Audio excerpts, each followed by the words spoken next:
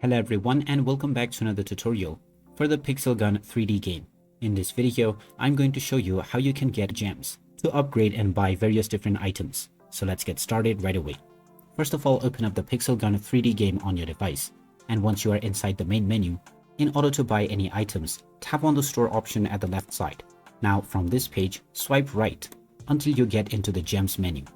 Once you are in the gems page, you may now use your real world currency in order to buy various different gems. Tap on your desired gem pack and now this will open up the payment page. You can use your Steam wallet directly if you have added funds, or you can click on the add funds button to choose your payment method in order to add your funds. Once you have chosen your payment method and then entered your credentials for this method to confirm your payment, the transaction will complete and your items will be purchased right away. You can then find these items within your inventory and you can start using them to buy various different upgrades.